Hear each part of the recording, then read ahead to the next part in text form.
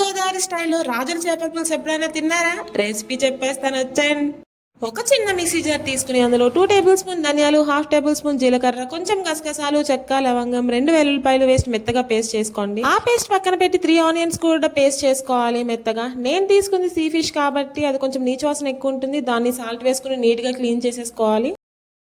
ఈ ప్రిపరేషన్ అంతా అయిపోయిన తర్వాత స్టవ్ వెలిగించుకుని మనం చేపల కూర వండుకుని దాక పెట్టుకుని ఆయిల్ వేసుకుని అది కొంచెం హీట్ అయిన తర్వాత మెంతులు, స్లిట్ చేసుకున్న చిల్లీస్ అండ్ కొంచెం కరివేపాకు వేసుకుని వేపుకోవాలి.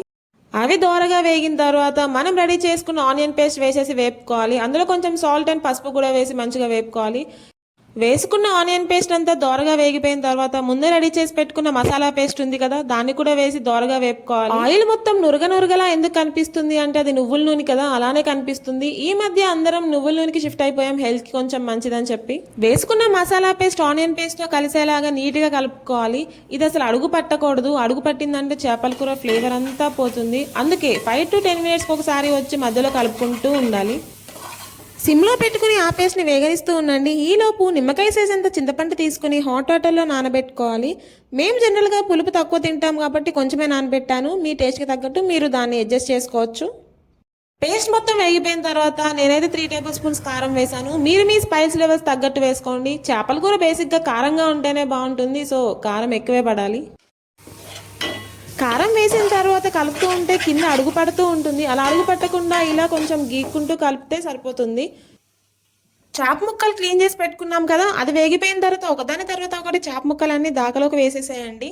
జనరల్గా చేప ముక్కలు వేసిన తర్వాత గరిటతో అసలు కలపరు, కానీ ఇది సీ ఫిష్ కాబట్టి చేప ముక్క చాలా గట్టిగా ఉంటుంది ఫ్లెష్ మొత్తం. అందుకే నేను గరిట పెట్టే కలిపేస్తున్నాను నార్మల్గా కలిపినట్టు. ముక్కలు వేసిన తర్వాత గొజ్జు మొత్తం చేప ముక్కలు పట్టించి కలుపుకున్న తర్వాత లిడ్ పెట్టి క్లోజ్ చేసేసేయాలి. కొంచెం ఆయిల్లో ఆ చేప ముక్క మగ్గితే నీచు వాసన రాదు.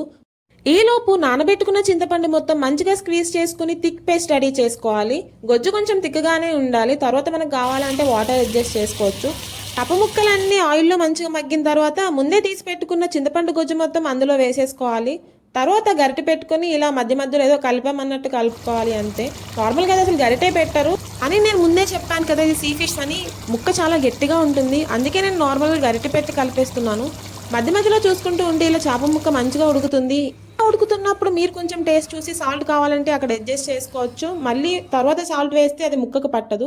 అంతే, మీకు కావాల్సిన కన్సిస్టెన్సీ వచ్చిన తర్వాత కొత్తిమీర వేసుకుంటే చేపల పులుసు రెడీ. మీ దగ్గర ఉంటే ఇంకా ఫ్రెష్ కొత్తిమీర వేసుకోండి. నా దగ్గర కొత్తిమీర ఎక్కువ వేసుకుంటేనే బాగుంటుంది. ఆ రోజు వండిన చేపల పులుసు కన్నా నెక్స్ట్ డే తింటే చాలా బాగుంటుంది. అంతే, చాలా టేస్టీగా ఉండే రాజుల చేపల పులుసు ready. And that's it for video, and follow for more.